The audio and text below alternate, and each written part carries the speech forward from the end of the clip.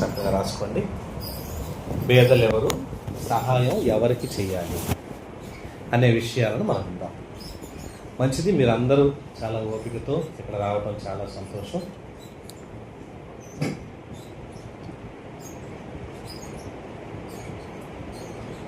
Sound అంటే wire మారింది కదా.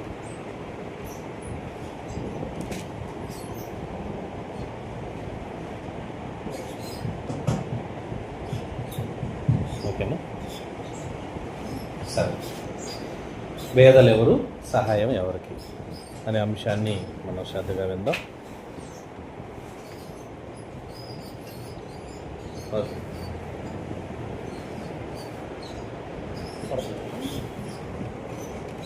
సరే. ప్రియమైన దేవుని వాళ్ళారా,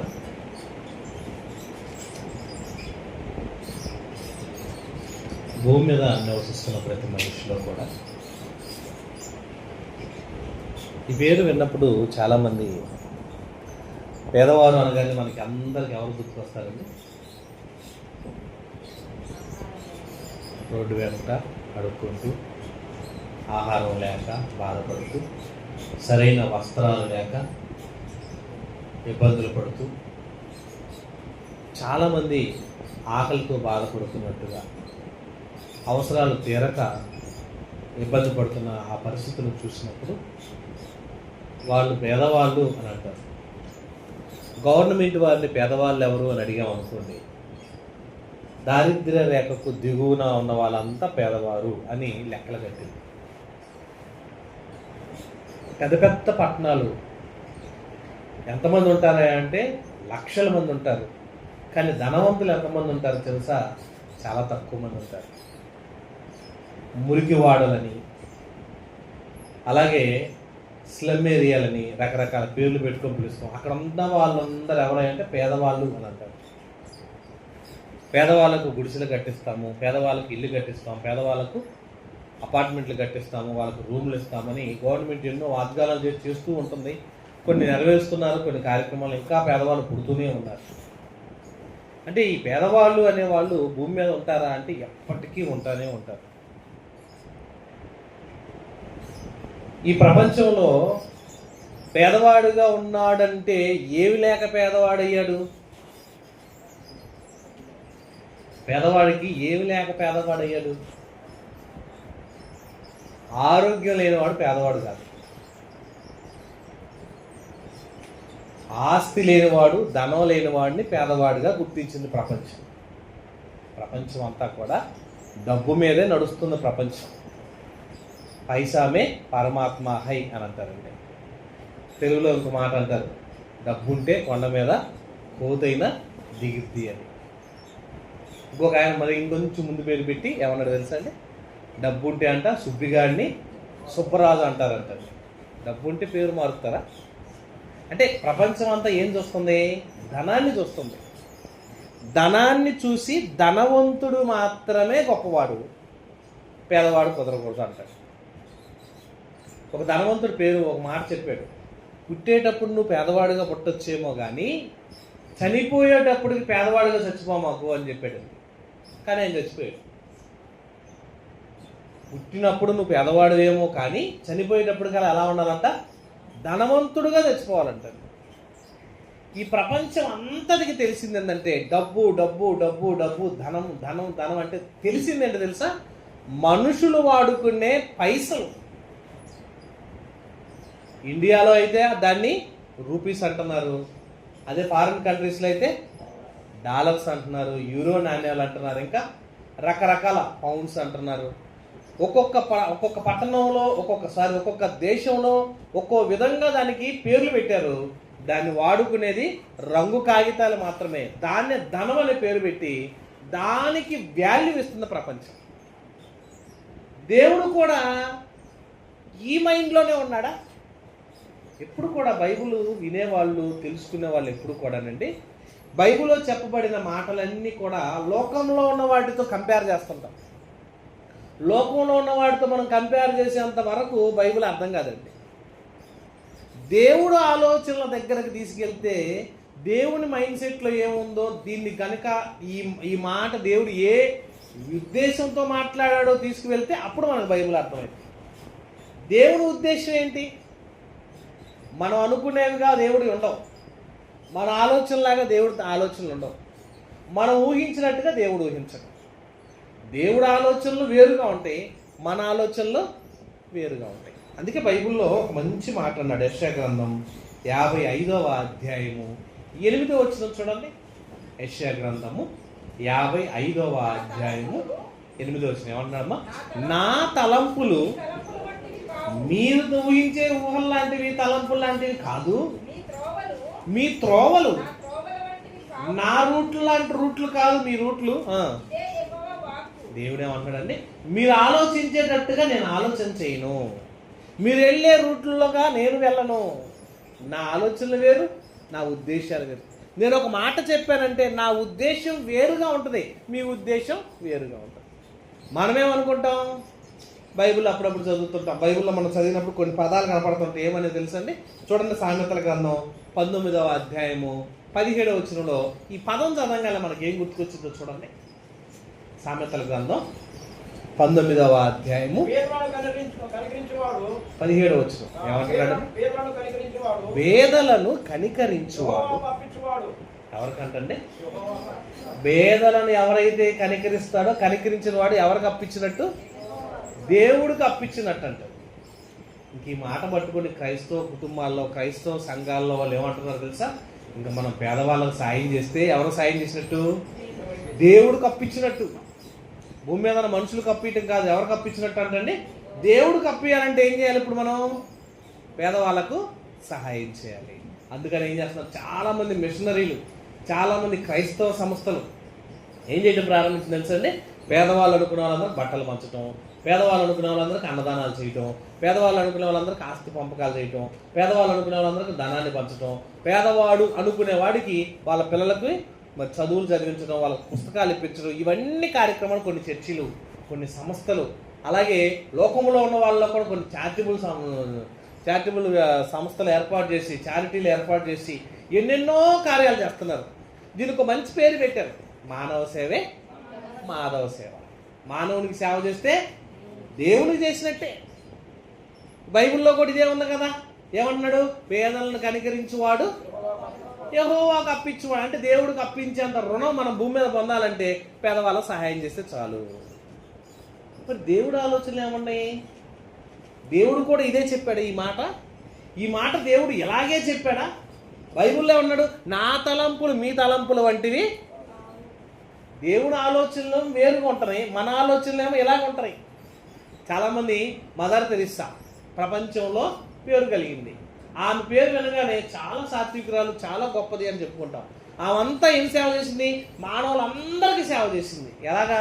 కుష్ఠరోగులకి హాస్పిటల్ కట్టించింది, కుష్ఠరోగుల వ్యాధుల్ని స్వస్థపరిచింది, కుష్ఠరోగులను హక్కును చేర్చుకొని ఆమె దగ్గరుండి ట్రీట్మెంట్ ఇచ్చింది. అలాగే అనాథ శరణాలయాలు, వృద్ధులకు వృద్ధులాశ్రమాలు, అలాగే మరి చదువు లేని పిల్లలకు కొన్ని విద్యాలయాలు కట్టించి అక్కడ చదువులు చెప్పించింది.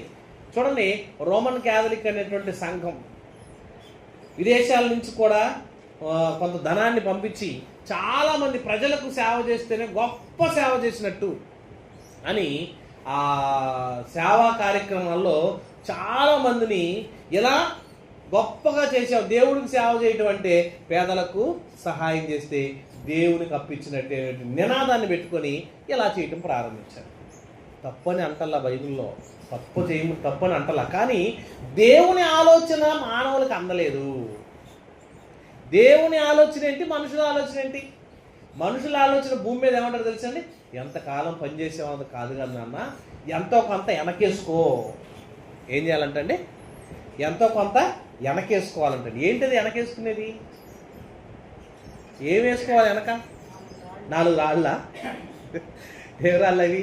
గులకరాళ్ళ, బండరాళ్ళ? రాళ్ళు వెనకేసుకోమంటాను కదా. ఇంటి పక్కన ఉన్న వాళ్ళని కొంతమంది రాళ్ళు, ఒక ఆమె అయితే బియ్యం ఎంత నోట్లో రాళ్ళు వేసుకుంటుంది.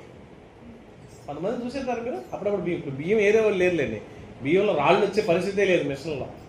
ఒకప్పుడు మట్టి గడ్డలు ఏరుతో ఏరతా గడ్డలన్నీ నోట్లు వేసుకుని నవిలి అదంతా అయిపోయినా కూసేసేవాళ్ళండి. కొంతమంది తినేసేవాళ్ళు కూడా.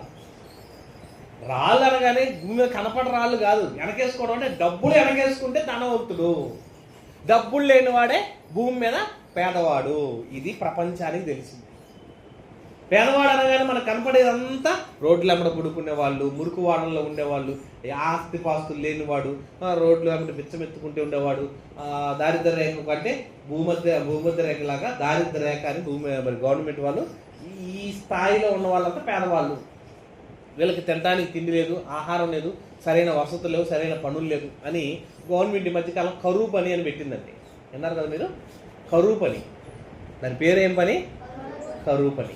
ఈ కరువు పని అని, ఈ కరువు రాకుండా ఉండాలంటే వీళ్ళ కోసం రోజు ఏదో పని చూపించాలని ఇంటికి ఇద్దరు గారికి పని చూపిస్తుంది. భార్యాభర్తలు ఇద్దరికి వెళ్ళి చక్కగా 2-3 గంటలు పని చేస్తే వాళ్ళకి 400-500 డబ్బులు ఇస్తుంటే అవి తెచ్చుకొని కుటుంబం పోషించుకుంటూ, అంటే పేదవాళ్ళకు సహాయం చేయాలనే ఆలోచనతో గవర్నమెంట్ ఉంది. క్రైస్తవ మిషనరీలు కూడా ఏం చేస్తున్నాయి? పేదవాళ్ళకు సహాయం చేయాలని ఇలా మనం క్రైస్తవులు కూడా అర్థం చేస్తున్నారు. చారిటబుల్ సంస్థలు, చారిటబుల్ ట్రస్ట్ వాళ్ళు కూడా ఇలా సేవ చేస్తేనే సేవ అనుకుంటున్నారు వాళ్ళు కూడా. ఇలా భూమి మీద ఏ దేశంలో, ఏ ప్రాంతంలో పేదవాళ్ళు సహాయం చేయని వాళ్ళు ఉన్నారు చెప్పండి? ప్రభుత్వ అధికారులు మొదలుకొని భూమి మీద నివసించే సామాన్యమైన మనుషుల వరకు. అంతేందుకు మన క్రైస్తవ మిషనరీలు కూడా సహాయం చేస్తున్నాయి. ఎవరికని? పేదవాళ్ళకు సహాయం చేస్తే యెహోవాకు అప్పించినట్టే. లోకంలో ఉన్నవాళ్ళు మానవ సేవే మాధవ సేవ అనే పరిస్థితికి వచ్చేసారు. ఇలా ఈ మనుషులందరూ ఇలా అనుకుంటున్నారు. ఇంకో మాట అన్నాడు బైబిల్లో కూడా చూడండి, కీర్తన గ్రంథం 41వ కీర్తన 1వ వచనంలో కూడా ఈ మాట అన్నాడండి. ఈ మాటను పట్టుకొని కూడా అందరూ మనం సాయం చేయాలి, మనం సహాయం చేయాలి, మనం గొప్ప చేయాలి. పేదలను కటాక్షించు వారు ధన్యులు. ఈ మాట ఎందుకు చెప్పాడండి? ఇశ్రాయేలీల్లో ఉన్న వాళ్ళ గురించి మాట్లాడుతూ పాత నిబంధనలో ఇశ్రాయేలు కుటుంబాలలో ఉన్న వాళ్ళలో ఎవరైతే పేదవాళ్ళు ఉన్నారో వాళ్ళని ఆదుకోమని ఇశ్రాయేలుకు మాత్రమే చెప్పాడు, అందరికి చెప్పలేదు. అక్కడ ఇశ్రాయేలు కుటుంబాలకు చెప్పాడు. చూడండి ఆ మాట, ద్వితీయోపదేశకాండం 15వ అధ్యాయము 7వ వచనం నుంచి చూద్దాం. ద్వితీయోపదేశకాండము 15వ అధ్యాయము అమ్మ 3 నీ దేవుడైన యెహోవా నీకిచ్చిన దేశమందు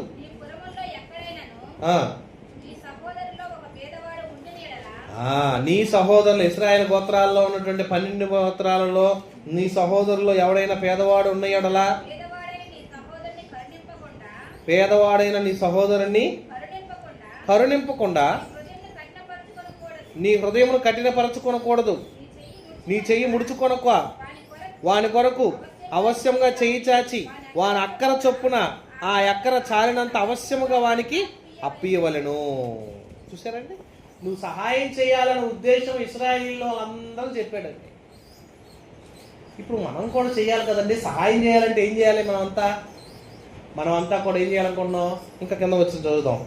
కింద అదే వచనాలన్నీ మీరు చదువుకుంటూ 11వ వచనం దా చదివితే 11వ వచనంలో అన్నాడు, పేదలు దేశంలో ఉండక మానరు, అందుచేత దేశంలోనున్న నీ సహోదరులకు దీనులకును పేదలకును అవశ్యముగా నీ చెయ్యి చాపవలెనని నీకు ఆజ్ఞాపిస్తున్నాను.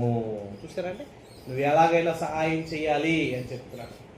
ఇప్పుడు మనం అంతా దీన్ని బట్టి ఏమనుకున్నా అర్థమవుతుందంటే, పేదలను కటాక్షించువాడు ధన్యుడని, యెహోవాకు అప్పించువాడుగా పేదవాళ్ళ సహాయం చేసి అలా అవుతామని, నీ సహోదరులు ఎవడైనా ఇబ్బంది పడుతున్నప్పుడు సహాయం చేయాలని, చేయమన్న అవకాశం దేవుడు చెప్పాడు కాబట్టి ఇలా చేయాలని, ఇవన్నీ కూడా మన మనసులో పెట్టుకుంటాం. అసలు పేదవాళ్ళు ఎందుకు అవుతున్నారు? భూమి మీద ఉన్న వాళ్ళు చాలామంది సోమరులుగా ఉండి కష్టపడక పని చేయక అలాంటి వాళ్ళు ఆ సబ్జెక్టు ఆలోచన వేరు. అసలు పేదవాళ్ళు అనే వాళ్ళని భూమి మీద మనం చూసుకుంటున్నాం, కానీ దేవుడు లెక్కలో ఎవరిని ఎలా పేదవాడుగా చూశాడు మనందరికి ఇదే అర్థం అవ్వలేదండి. మనలో చాలామంది కూడా క్రైస్తవ కుటుంబాల్లో ఉన్న వాళ్ళు కూడా ఏం చేశారంటే, చాలామంది ఈ భూమి మీద ప్రేమగా బ్రతకాలి, నమ్మకం ఉండాలి, యథార్థంగా ఉండాలి, అందరిని కరుణించాలి, అందరికీ సహాయం చేయాలి. సహాయం చేయటమే కాదు, మరి సంఘాలలో కూడా అప్పట్లో కొంత ధనాన్ని సమకూర్చి కొంతమందికి ఇశ్రాయేలీల్లో ఉన్న తర్వాత యేసుక్రీస్తు వారు వచ్చిన తర్వాత 12 గోత్రాల వారిని మరి గొప్ప చేసిన తర్వాత వాళ్ళందరూ కూడా గొప్ప వాళ్ళు అయిపోయిన తర్వాత యేసుక్రీస్తు వచ్చినాక బాప్తిసం పొందినాక అప్పటికి చందా పట్టడం అలవాటు చేశారు.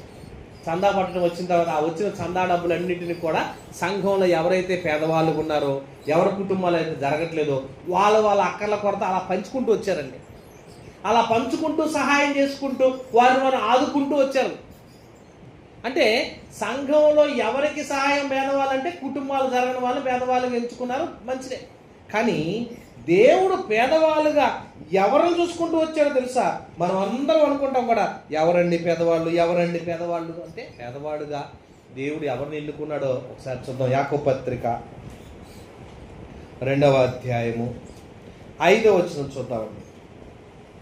యాకోబు పత్రిక 2వ అధ్యాయము 5వ వచనం. నా ప్రియ సహోదరులారా ఆలకించండి, ఈ లోక విషయములో దరిద్రులైన వారిని విశ్వాసమందు భాగ్యవంతులుగాను, తను ప్రేమించు వారికి తాను వాగ్దానం చేసిన రాజ్యమునకు వారసులుగా ఉండటకు దేవుడు ఏర్పరచుకొనలేదా? ఇక్కడ ఏమంటున్నాడంటే అండి, దేవుని ఉద్దేశం దరిద్రులైన వారుగా ఉన్నారు ఈ లోక విషయంలో, కానీ విశ్వాసమందు వాళ్ళు ఎలా ఉన్నారంట? భాగ్యవంతులు. వాక్యములో ఎలా ఉన్నారు? భాగ్యవంతులు. దేవుడు రూట్ ఏంటి? డబ్బులు లేనివాడు భూమి మీద పేదవాళ్ళు అనుకునే మనసు ఆయనకి లేదు. మనమేమనుకున్నాం? పేదవాడు అంటే ధనం లేనివాడు పేదవాడు, ఆస్తులు లేనివాడు పేదవాడు, వస్తువు లేనివాడు పేదవాడు, వస్త్రాలు లేనివాడు పేదవాడు, ఆకలితో చచ్చిపోయేవాడు పేదవాడు అని మనం అనుకుంటున్నాం. దేవుడు ఏమనుకుంటున్నాడు? లోకంలో ఉన్న వాటి విధంగా మీరు ఆలోచించకండి, వాక్యము ఎరగక ఉన్నవాడు దరిద్రుడు. దేవుడు రూట్ ఏమో వేరుగా ఉంది. వాక్యమును ఎరిగిన వాడు భాగ్యవంతుడు. ఎంత తేడా వచ్చింది చూడండి. వాక్యమును ఎరగనవాడు దరిద్రుడు, వాక్యమును ఎరిగినవాడు ధనవంతుడు. చాలా విషయాలు ఉన్నాయిలే, సమయం చాలదు. మీకోసం పాఠం రాయటం కోసం ఉపయోగపడే వచనాలు మాత్రమే మీకు చెప్తున్నాను. అంటే భూమి మీద మనం ప్రేమగా ఉండాలని, సహోదరులను ప్రేమించాలని, నిన్ను వాళ్ళని పొరుగు వాళ్ళని ప్రేమించాలి అని ఆజ్ఞలు మంచిదే. కానీ ఇక్కడికి వచ్చేపాటికి ఏమంటాడంటే, పేదవాడు అనుకునే వాళ్ళందరూ భూమి మీద మనుషులు అనుకునే ఆలోచనలు, తలంపులు వేరు, దేవుడు అనుకునే తలంపులు వేరు. దేవుని తలంపులు ఎలా ఉన్నాయి? వాక్యం నువ్వు నేర్చుకున్నావా, నువ్వు ధనవంతుడివి. నీవు వాక్యం నేర్చుకోలేదా, నువ్వెవరని దేవుని లెక్కలో? పేదవాడివి. అనిల్ అంబానీ భూమి మీద చాలా ధనవంతుడు, దేవుని లెక్కలో ఎలా ఉంటాడు? గుండు సున్నా, ఏం లేదు, ఆయనకి ఏం తెలియదు. అమితాబ్ బచ్చన్ భూమి మీద చాలా పెద్ద హీరో, డబ్బులు సంపాదించుకున్నాడు, కానీ దేవుని లెక్కలకు వస్తే ఆయనకి జీరో, ఏం లేదు, పేదవాడు. టాటా బిర్లాగా ఉన్న వాళ్ళలో మరి రతన్ టాటా గారు ఈ మధ్య చచ్చిపోయాడు. చనిపోయేటప్పుడు కానీ 1000 కోట్ల మరి అధినేత, కానీ వాక్యం లేదు. వాక్యం ఎరగనంతని దేవుడు ఎలా చూశాడు? పేదవాడుగా చూశాడు. వాక్యం లేని ప్రతి మనిషి దేవుని లెక్కలో ఎలాంటి వాడు? పేదవాడు. వాక్యం ఎరిగిన వాడు లోకంలో దరిద్రుడే, దేవుని లెక్కలో ఎలాంటి వాడు అంటండి? భాగ్యవంతుడు. దరిద్రుడు అనేపాటికి లాజరు మనం ఆలోచించాలి. లాజరు వాక్యాన్ని ఎరిగి తనకున్నదంతా దేవుని కొరకు వాడి దరిద్రుడు అయిపోయాడు. దరిద్రుడైనటువంటి లాజర్ని దేవుడు ఏం చేశాడు? తాను మరణించిన వెంటనే దేవదూతల సమూహంతో సహా, దేవదూతలతో సహా అతని దగ్గర పంపించి అతన్ని స్వాగత సత్కారాలతో పరదేశకు ఆహ్వానించారు. ఎలాంటి వాడు అతను? ధనవంతుడు. మీరు ఎప్పుడైనా గమనించండి, వాక్యం బాగా తెలిసిన ఒక వ్యక్తి ఉన్నాడంటే ఇతను బాగా ధనవంతుడండి. వాక్యం ఏమీ తెలియని వాడిని దేవుడు ఏమంటున్నాడు? వీడు పేదవాడండి. పేదవాడి మీద ధనవంతులు ఏం చేయాలంటండి? కనికరించాలి. పేదవాడిని ఏం చేయాలి? ధనవంతులు కనికరించాలి. అప్పుడప్పుడు మనం రివర్స్ ఆలోచించండి. పేదవాడు ధనవంతుని అడుగుతున్నాడు అంటే, నీ దగ్గర చాలా ధనం ఉందయ్యా, నాకు కాస్త ఇస్తే నా కుటుంబం గడిచిపోద్ది కదా. ఉన్నవాడు అంట కొంచెం తీసిస్తే భూమి మీద లేనివాడు ఎవడు ఉండడు కదా అని ఒక పాట రాశాడు ఒక ఆయన. ఉన్నవాళ్ళు ఉన్న దాంట్లో కొంత తీసిస్తే లేనివాడు అనేవాడే ఉండడు కదా అని పాట రాశారు. అంటే ఉన్నవాడు తీసి ఇవ్వటానికి ధనం ఇస్తే పేదవాడు మారుతాడు. పేదలు ఎప్పటికీ ఉంటారు మీతో అన్నాడు యేసుప్రభు. పేదలు ఎప్పటికీ మీతో ఉంటారు. యేసుప్రభు దగ్గరికి వచ్చి అత్తర చేసా తీసుకొచ్చి ఒక జటామాంసి అత్తర తీసుకొచ్చేసి ఆ విలువైన అత్తర యేసుప్రభు పాదాలు పూసేసిందండి. పాదాలు పూసేసి పూసిన తర్వాత ఆ కుర్రులతో, ఆమె వెంట్రుకలతో పాదాలు దుడుతుంటే అక్కడ ఉన్నటువంటి శిష్యుల్లో ఒక ఆలోచన వచ్చింది, ఏంటి ఎంత విలువైన అత్తరు తీసుకొచ్చి పారుపోసింది, ఎంత విలువైన అత్తరు తీసుకొచ్చి యేసుప్రభు పాదాలు పోసింది. అప్పట్లోనే అది షేరున్నర అత్తరు. షేర్ అంటే ఎంత అండి? కేజీ ఉంటుందా? షేర్ అంటే కేజీయా? షేరున్నర అంటే కేజీన్నర అత్తరు. అత్తరు ఎంత కాస్ట్లీ తెలుసండి? అత్తరు అంటే ఎంత కాస్ట్లీ అనుకున్నారు? ఎన్నో వేల లక్షల పువ్వులను తీస్తే ఆ లక్షల వేల పువ్వుల్లో నుంచి తీసిందే అత్తరు. మనం వాడే సెంటు కానీ అత్తరు కానీ నుంచి వస్తుందండి? ఇదంతా పువ్వుల్లో నుంచే. పువ్వుల వలన ఆ సెంటు వస్తుంది. మన దేశంలో వాసన రావాలని పూలు పెట్టుకుంటాం, విదేశాల్లో మన బాడీ వాసన రావాలని సెంటు కొట్టుకుంటారు. సెంటు కొట్టుకున్న వాసన అంటే మనకు తెలియకుండానే పూలు పెట్టేసుకున్నాం అని అర్థం, మనకు తెలియకుండానే పూలు ధరిస్తున్నాం అని అర్థం. ఈ పూలన్నిటిని దేవుడు సెంటుగా మనం మార్చుకొని తెచ్చుకున్నాం. అప్పట్లోనే ఖరీదైన అత్తరు తీసుకొచ్చి యేసుప్రభు పాదాలు పూసేసింది ఆమె. ఆ పాదాలు పూసేసి ఆ ఖరీదైన అత్తర్ని ఆ పాదాల మీద గొడ్డ లేకుండా ఆమె కురులతో తుడుస్తుంటే మరి శిష్యుల్లో వీళ్ళ ఆలోచన ఏంటి తెలిసి ఎంత విలువైన అత్తరు పారబోసింది. ఇది కనుక అమ్మితే కొన్ని వేల రూపాయల డబ్బులు వస్తే పేదవాళ్ళ పంచేవాళ్ళం కదా అని అన్నారు. అప్పుడు యేసుప్రభు ఉన్నాడు, పేదలు ఎప్పటికీ మీతోనే ఉంటారు. మీరు లోకంలో ఉన్న పేదవాళ్ళ గురించి ఆలోచిస్తున్నారు. పేదలు ఎప్పటికీ ఉంటారు. పేదలు ఎప్పుడు ఉంటారు? ఎన్ని ప్రభుత్వాలు మారినా పేదవాడు పడతాడు. ఊళ్ళో ఉన్న వాళ్ళందరికీ ఇల్లు ఇచ్చేయండి, మళ్ళీ ఇల్లు లేదని ఇంకోటి ఇల్లు గుడిసేస్తూనే ఉంటాడు. నాకు ఇల్లు లేదు బాబోయ్ అని గుడిసేస్తాను. నువ్వు ఎక్కడి నుంచి వచ్చేవరా అన్నాడు ఒకటి. మా నాన్నకి ఇల్లు ఇచ్చారు, నేను ఆయన గుట్టాను, నాకు ఇల్లు లేదుగా నేను మళ్ళీ గుడిసేసుకున్నాను అన్నాడు. మరి వాడికి ఒక ఇల్లు ఇచ్చారు అనుకోండి, వాడు ఇంకోటి పడతాడు, ఈడొచ్చి మళ్ళీ ఇంకో గుడిసేస్తాడు. ఎప్పటికి ఉంటారు వీళ్ళు? ఎప్పటికీ ఉంటారు. వీళ్ళు ఎప్పటికీ ఉంటారు. అసలు ఆ పేదవాళ్ళ గురించి దేవుడు చెప్పట్లేదు. పేదవాడు అనేవాడు గురించి చెప్పాడంటే వాక్యమును ఎరగని వాడే నిజమైన పేదవాడు. మరి వాడికి ఏం చేయాలి? వాక్యమును ఎరిగిన ధనవంతులు. మీరందరూ వాక్యం తెలుసుకున్నారనుకోండి, మీరందరూ ఎలాంటి వాళ్ళు? ఇప్పుడు ధనవంతుల లిస్టులో ఉన్నారు. ధనవంతులైన మీరేం చేయాలి? వాక్యం తెలియని వాళ్ళ మీద కరుణించి వాళ్ళందరినీ కనికరించి వాళ్ళకు వాక్యాన్ని చెప్పాలండి. బంధువుల ఫంక్షన్ జరుగుతుంది, సభ జరుగుతుంది అనుకోండి, చక్కని వాక్యం చెప్పండి. మంచి పెళ్లి జరుగుతుంది అనుకోండి, పెళ్లిలో మన వాళ్ళు ఏం చేస్తారు తెలుసా? భోజనం పెడితే భాగ్యం అనుకుంటారు, వాక్యం వినిపించడం భాగ్యం అనుకోరు. పెళ్లిలో 4 మాటలు వినిపిద్దామని ఆశతో మనం పెళ్లి పెడితే పెళ్లిలో వచ్చిన వాళ్ళందరూ ముచ్చట్లు చెప్పుకుంటారు కానీ వాక్యం అంటారు. వాక్యం ఎలాగ వినిపిద్దామా అంటే పేదవాళ్ళైన వాళ్లకు ధనవంతులైనటువంటి మన ద్వారాగా కొన్ని మాటలు వినిపిస్తే వాళ్ళకి కొంత ధనాన్ని, వాళ్ళ వాక్యాన్ని వాళ్ళ హృదయంలో నాటితే ఏదో ఒక రోజు వాళ్ళు ధనవంతులుగా మారతారు పేదవర్గం నుంచి అనేది ఆశ అండి. అది వాక్యం వినిపించాలి. ఎందుకు సభలో, ఎందుకు మీటింగ్లు? మరి రేపు 16వ తారీఖు ఎందుకు ఈ మీటింగ్ పెడుతున్నారు? కొంతమందికైనా వాక్యాన్ని వినిపించాలి. వాక్యం వినిపించేది ఎందుకు? సభలు ఎందుకు పెట్టేది ఎందుకు? ఎంతమందినో మనం పిలిచేది ఎందుకు? ఎన్నో సువార్త కార్యక్రమాలు పెట్టేది ఎందుకు? టీవీల్లోనూ, యూట్యూబ్లోనూ, వాట్సాప్లోనూ, ఫేస్బుక్లోనూ ఎందుకు ఈ సువార్తను ఇలా ప్రకటిస్తున్నారు అని అంటే ధనవంతులుగా ఉన్న క్రీస్తుని ఎరిగిన వాళ్ళు దరిద్రులుగా ఉన్నటువంటి పేదవాళ్ళకు వాక్యాన్ని అందిస్తున్నారు. ఎవరు దరిద్రులు అంటే ధనం లేనివాడు, వాక్యం లేనివాడు. పేదవాడు ఎవడయ్యా అంటే వాక్యం లేనివాడే పేదవాడు. అది చెప్తుందండి బైబిల్లో. కనుక మనం ఆలోచన చేస్తే ఇక్కడ అంటున్నాడు చూడండి, ఏమంటున్నాడు చూడండి, ప్రకటన గ్రంథం 3వ అధ్యాయం 17వ వచనం అంటున్నాడు, నువ్వు ధనవంతుడు అనుకున్నావు కానీ దేవుడు అంటున్నాడు నువ్వు దౌర్భాగ్యుడు. చూడండి ఏమంటున్నాడు, నీవు దౌర్భాగ్యుడును, దిక్కిమాలిన వాడును, దరిద్రుడును,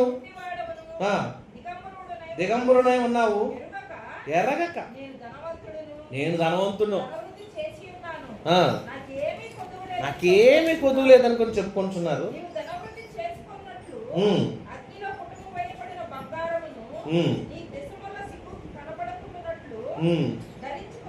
ధరించుకొనుటకు తెల్లని వస్త్రములను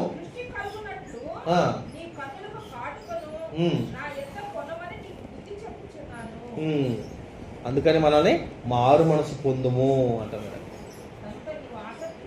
నువ్వు ఆసక్తి కలిగి మారు మనసు పొందు, ధనవంతుడిగా మారుతావు.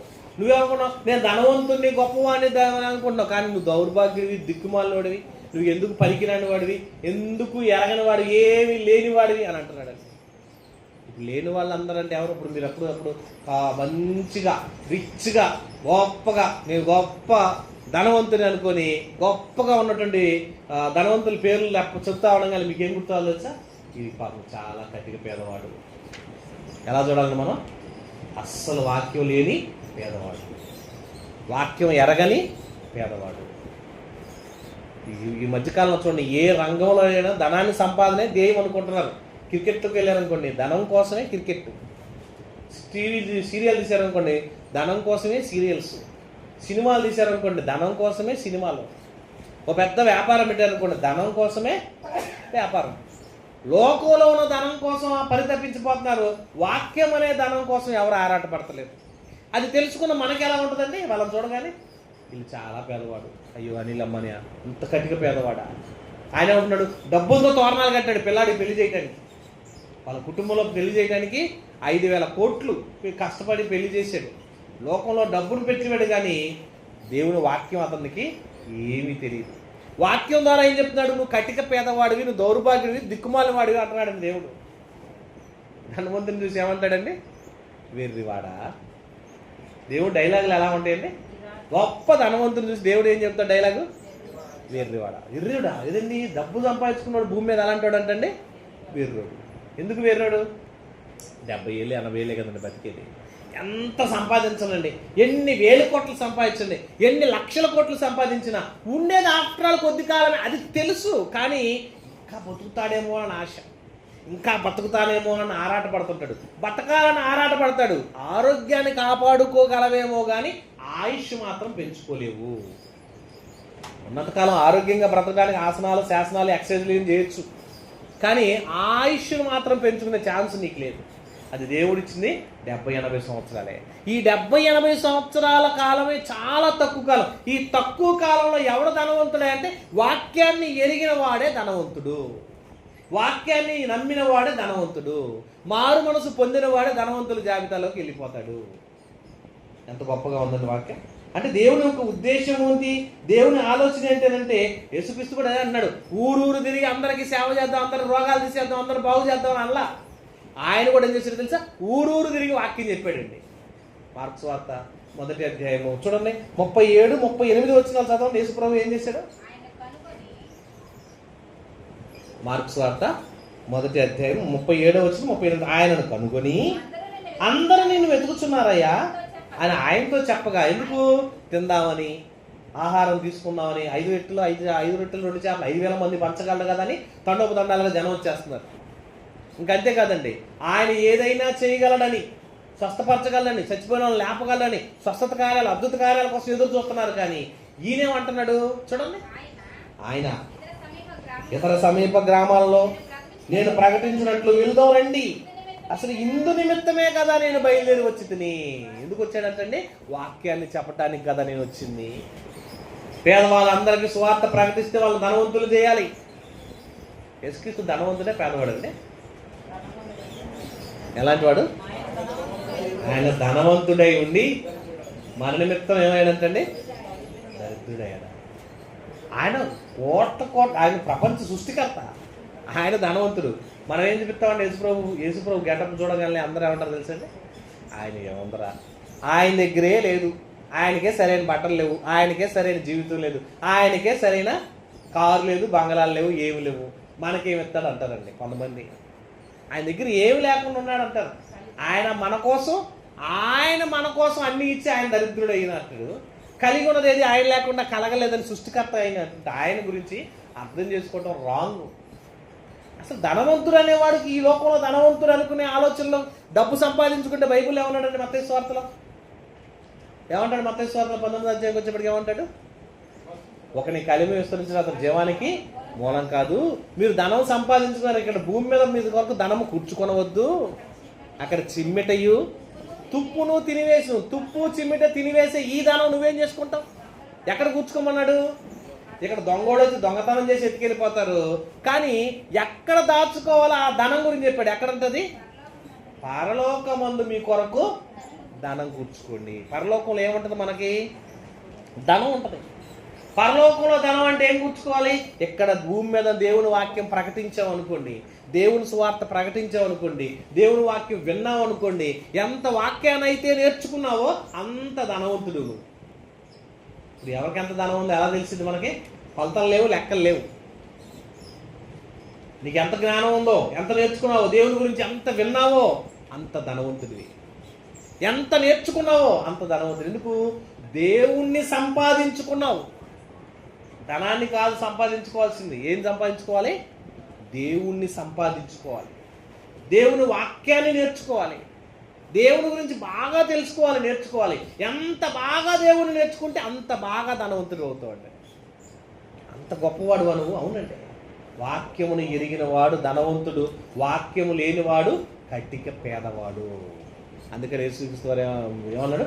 పేదలను కనికరించువాడు యెహోవా. అంటే నువ్వు సువార్త ప్రకటించావు అనుకోండి, ఒక ఆత్మను రక్షించావు అనుకోండి, దేవునికి అప్పించినట్టే. వాక్యం ప్రకటిస్తే, డబ్బులు ఇస్తే కాదు. డబ్బులు ఇచ్చి పంచడం అయితే యేసుప్రభు ఎప్పుడో అందరికి అన్ని పనిచేసేవాడు, అందరికి రోగాలన్నీ తీసేసేవాడు, అందరు వ్యాధులన్నీ తీసేసేవాడు, అందరిని పని కట్టుకొని రమ్మనేవాడు, రండి నేను స్వస్థపరుస్తానని.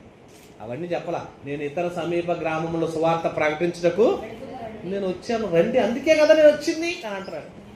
ప్రకటించటమే ధ్యేయంగా పెట్టుకున్నాడు, ప్రకటించడమే భాగ్యంగా ఎంచుకున్నాడు, ప్రకటించాల్సిన అవసరత అన్నాడు.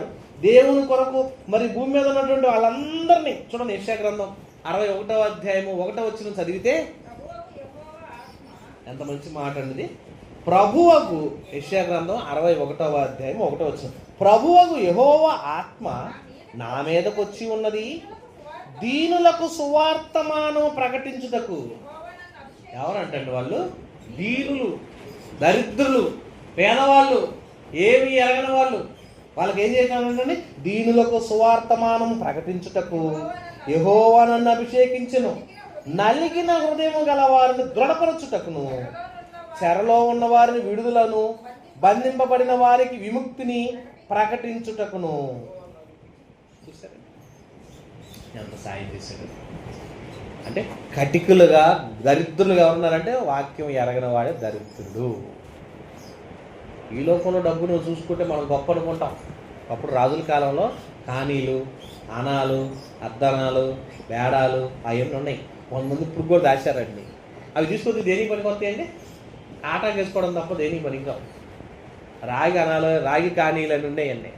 ₹1 కానీలు ఉన్నాయి. ఎన్ని రకాలు ఉన్నాయి? రూపాయికి ఎన్ని రకాలు ఉన్నాయండి? రూపాయికి ఎంత విలువ ఉందో తెలుసా? 2 అర్ధ రూపాయలు ₹1, 4 పావలాలు ₹1. మరి కిందకి వెళ్ళేవాడికి ఇంకా 5 పైసలు, 10 పైసలు, 20 పైసలు మన నా చిన్నతనంలో ప్రారంభంలో ఉన్నాయి. ఇంకా అంతకుముందు కానీలు, అర్ధనాలు, అనాలు, బేడాలు, ఇంకా రకరకాలు ఉన్నాయి. అది వీడియో తీసి పక్కన పెట్టించాను, ఇప్పుడు ఖాళీగా ఉన్నప్పుడు చూపిద్దామని. అన్ని ఉన్నాయా అన్నాడు. 720 ఉన్నాయి అంటండి రూపాయి అవ్వటానికి. అంత ఉన్నాయా? టానాలు అన్నారు, టానాలు కూడా ఉన్నాయి దాంట్లో. 720 టానాలు ₹1. అంత ఉందా రూపాయి విలువ అనిపించింది. అన్ని కలిస్తే ₹1. ఇప్పుడు రూపాయి అంటే లెక్కలేదు, కోట్లు అంటేనే లెక్కలేదు. ఒకప్పుడు మా చిన్నపట్టణంలో మరి లక్షాధికారి అంటే గొప్ప సినిమా తీశారు, లక్షాధికారి అని. ఆ తర్వాత కోటీశ్వరుడు అని సినిమా తీశారు, కోటీశ్వరుడు. ఇప్పుడు కోట్లు కాదు, కుంభకోణాలే. ఎక్కడ పడ్డా కుంభకోణాలే. ధనవంతులు, మిలియనర్స్, ట్రిలినియర్స్, బిలియనియర్స్ పేర్లు మారిపోయినాయి. ఎంత ఇనియర్సులైనా, ఎంతోడైనా ఏం లేకపోతే దరిద్రుడు, వాక్యం లేని దరిద్రులు వీరంతా. మనం ఎలా చూడాలండి వాళ్ళందరినీ? ఎన్నుంటే ఏం సుఖంరా నీకు, డబ్బు లేవు కదా, వాక్యం లేదు కదా. వాక్యం తెలిసిన వాళ్ళు మనం ఎలా ఉండాలంటే వాళ్ళని చూడగానే అయ్యో ధనవంతుడు వచ్చాడు, కారు దిగాడు, గొప్ప కోటీశ్వరుడు వచ్చాడు, అతను సార్ అంటారు. సార్ అని అవసరంలా. అయ్యో వీడికి ఏమైపోతాడో, వీడికి ఏం లేని అనాథ, ఏం లేదు, వీడికి వాక్యం లేదు, పేదవాడు, కటిక దరిద్రుడు, కటిక పేదవాడు, కోటేసుకున్న దరిద్రుడు, భూమి మీద కోటేసుకున్నాడు, సూటు బూటు వేసుకున్నాడు, కానీ ఇట్లా అలాంటి వాడు దేవుడు లెక్కలో దరిద్రుడు. అందుకే యేసు ప్రభు ఆ ఉపమానం చెప్తే అన్నాడు, పేదవాడా అన్నాడు. అంటే డబ్బు సంపాదించుకోవడం, కోట్లు సంపాదించుకోవడం దేవుడి లెక్కలు ఎలా ఉందంటండి? వెర్రోడు అంటే ఏం చేస్తాడు? మన చిన్నపిల్లప్పుడు రూపాయి కాగితాలు మనం దాచుకుంటే గొప్ప అనుకుంటాం కదా. ఓకులు దాచేవాళ్ళు. ఓకులు అంటే సిగరెట్ పెట్టడానికి కట్ చేసి ముక్కలుగా చేసి ఆటలాడుకునే వాళ్ళు పెట్టారు. అన్నీ కూడా సిగరెట్ పెట్టెల్లో బాగా దాచిపెట్టుకొని ఇన్ని కట్టలు కట్టుకునేవాళ్ళం. నా దగ్గర ఇన్ని ఓకులు ఉన్నాయో చూడండి అనేవాళ్ళు. కేకలు, ఓకులు అనేవాళ్ళు. మీరు ఒక్కొక్క ఏరియాలో ఒక్కొక్క పేరు పెట్టుకునేవాళ్ళు. దాన్ని గొప్ప అనుకునేవాళ్ళు. అది గొప్ప అనుకుంటే ఏం లేదు. అది ఎప్పుడు దాకా దాచి ఆ చలి మంట వచ్చినప్పుడు చలి వేసుకునే వాళ్ళు అండి, చలికాలంలో. అందుకు మంచి దేనికి పనికి వచ్చే కదా. ఈ మధ్యకాలంలో ఒక అమ్మాయి 2016 సంవత్సరంలో 500 కాగితాలు, 1000 రూపాయల కాగితాలు రద్దు చేస్తున్నారు అనగానే ఒక ఆమె టంగు పెట్టిలో దాచిని తీసేద్దామని భూమిలో దాచిపెట్టిన తోమి బయటికి తీసిందండి. తోమి బయటికి తీస్తే 5 లక్షల రూపాయల డబ్బులు మొత్తం తుప్పు పట్టిపోయి చినిగిపోయినాయి. అయ్యో నా డబ్బులని ఏడ్చి ఆ డబ్బులన్నీ చల్లవంట అనేవాడి గుండె చచ్చిపోయింది. అంటే డబ్బు చూసి అంత డబ్బే లోకానికి నా నడిపింపు అనుకుంటాం. సమాజానికి ఏం తెలుస్తుందంటే డబ్బే ప్రాముఖ్యం అని నేర్పించబడింది. ఇటు క్రైస్తవ సంఘాలు అలాగే నేర్చుకున్నారు, లోకంలో ఉన్న వాళ్ళు అదే నేర్చుకున్నారు, మరి వాక్యం ఎరిగిన వాళ్ళు అలాగే ఉంటున్నారు. అలాగే ప్రభుత్వ అధికారులు కూడా పేదవాళ్ళుగా ఉండేవాళ్ళని డబ్బు లేని వాళ్ళనే పేదవాళ్ళుగా చూస్తుంది తప్ప వాక్యం లేనివాడు పేదవాడు కానీ ఎవరికి తెలియలేదండి. బైబిల్ ఏమంటుంది, ఎవరికైతే వాక్యం లేదో, ఎవడైతే వాక్యం నేర్చుకున్నాడో వాడు అలాంటి వాడు పేదవాడు, కటిక దరిద్రుడు, దీనుడు అని అంటున్నాడు. వాక్యం ఎరిగిన వాడు ధనవంతుడు. అబ్రహాం ఏం ఎరిగాడు? విశ్వాసులు తండ్రి అవడానికి ధనవంతుడిగా ఇది గొప్పవాడు అనిపించుకోవాలా, వాక్యమును ఎరిగి దేవుణ్ణి సంపాదించుకున్నాడు కనుక ధనవంతుడయ్యాడు. దేవుణ్ణి ఎరిగిన వాడే ధనవంతుడు. అందుకని గొప్ప విషయాలండి, ఇంత గొప్ప పాఠం. ఎందుకంటే జయశాలి గారికి ఎలాంటి థాట్ వచ్చిందో కానండి, అసలు ఆయన చెప్పిన పాఠాలన్నీ ఆయన ఇప్పుడు ఉండగా మనకు ఆ విలువ తెలియదు. ఆయన పాదాల మీద నమస్కారం పెట్టి దండం పెట్టినా కూడా చాలా అంత గొప్ప పాఠాలు. ఆ పాఠాలన్నీ కొత్తలో మేము వింటున్నప్పుడు, ఒక్కొక్క పాట వింటున్నప్పుడు ఇంత గొప్ప పాఠం, ఎంత గొప్ప పాఠం, బైబిల్ ఎంత గొప్పదా అనిపించిందండి. బైబిల్ ఎంత గొప్పదా అని రోమాలు లెక్కపరుచుకునేయండి ఆ పాఠాలు నేను చెప్తున్నప్పుడు. ఇప్పుడు ఈ పాఠాలన్నీ చదవడం అయిపోయినాక కొత్తగా వినే వాళ్ళందరికీ ఏముందలే సప్పిడి కోరేగా అన్నట్టు ఉంటుంది.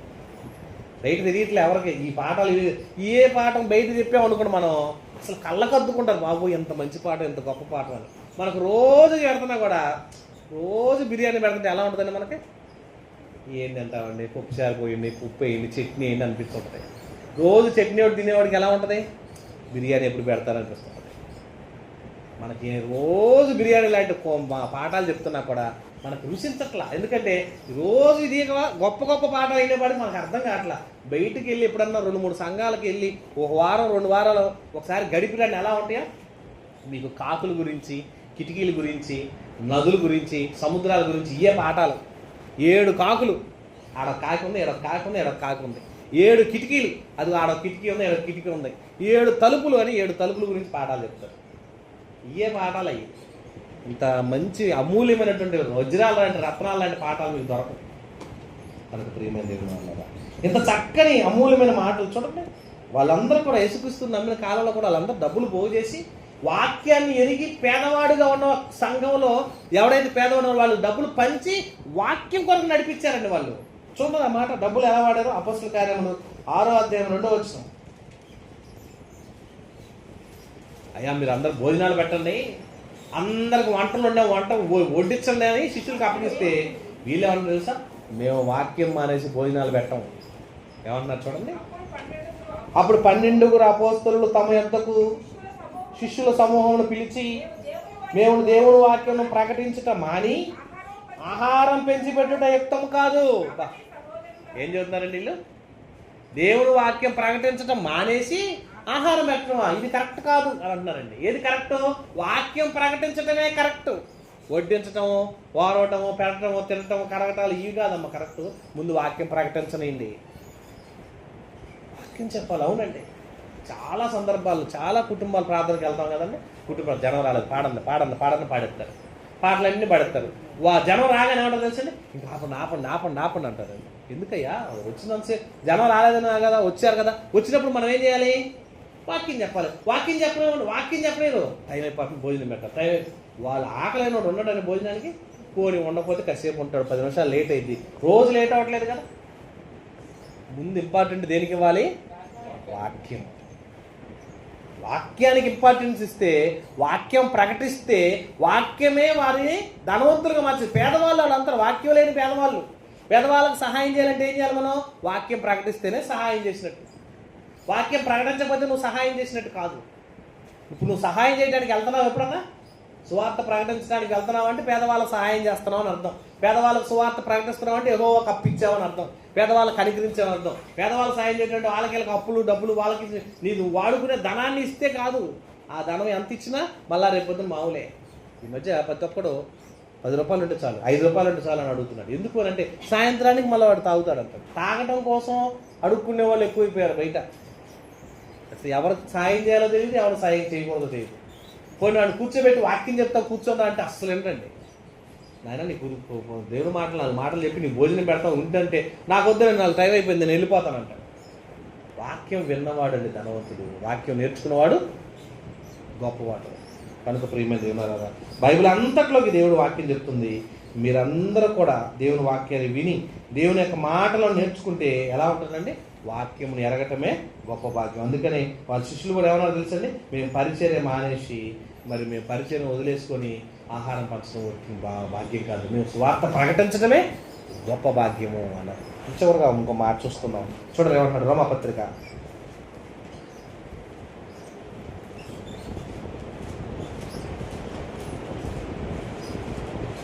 15వ అధ్యాయం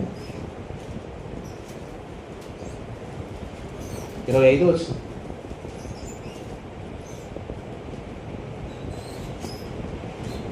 రోమపత్రిక 15వ అధ్యాయం 25 వచనం. అయితే ఇప్పుడు పరిశుద్ధుల కొరకు పరిచర్య చేయొచ్చు. ఎవరి కోసం చేస్తున్నారంటే పేదవాళ్ళ కోసం సహాయం చేస్తున్నాం అంటలా. ఎక్కడైతే పరిశుద్ధులుగా మారతారో వాళ్ళ కొరకు పరిచర్య చేయొచ్చు. యెరూషలేముకు వెళుచున్నాము, పరిచర్య చేయడానికి, వాక్యాన్ని వినిపించడానికి, వాక్యాన్ని బోధించడానికి పరిచర్య చేస్తున్నారు. పరిశుద్ధులుగా ఎందరైతే మారతారో వారు ధనవంతులుగా మారాలని. ఎలా అనగా యెరూషలేములో ఉన్న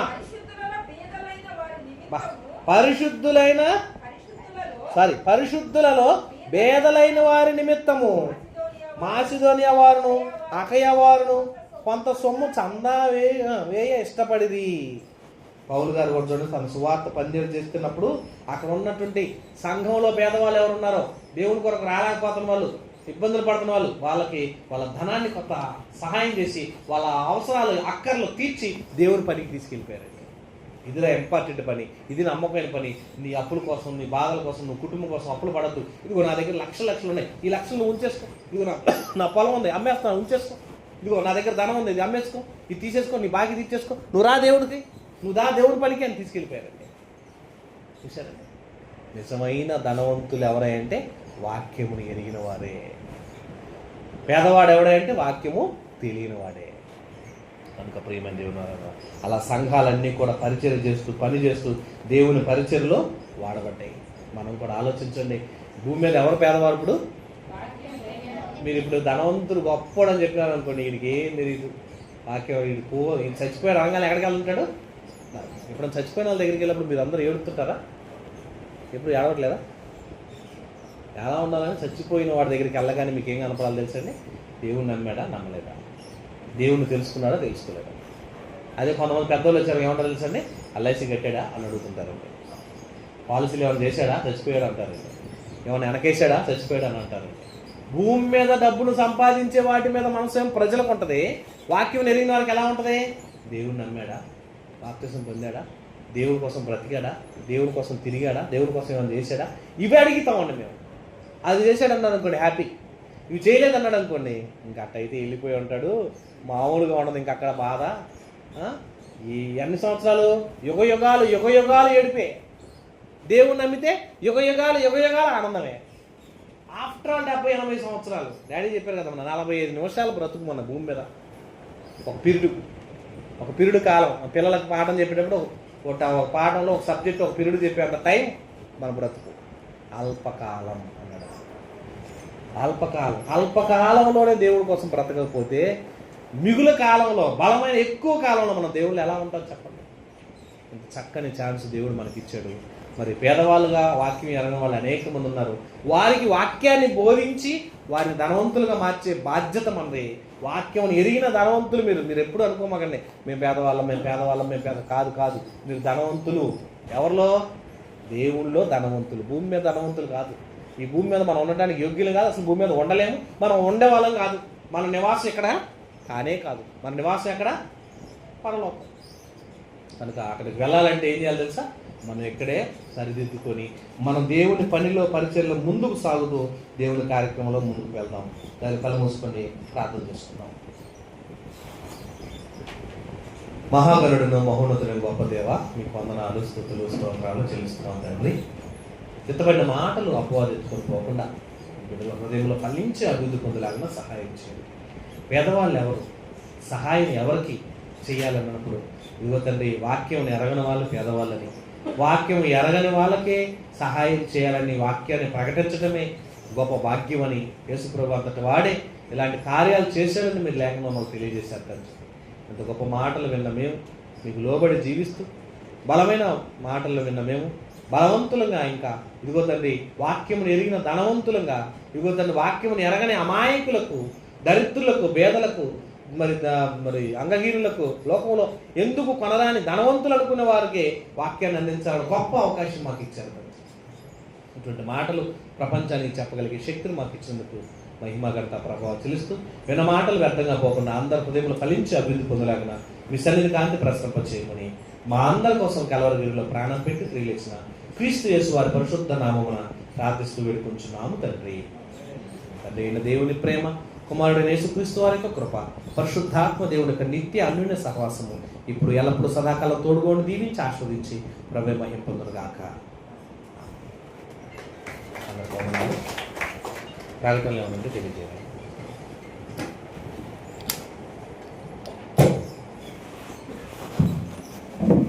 మంచిదండి. నిజమైన పేదలు మీ ప్రార్థన ఉంటుంది.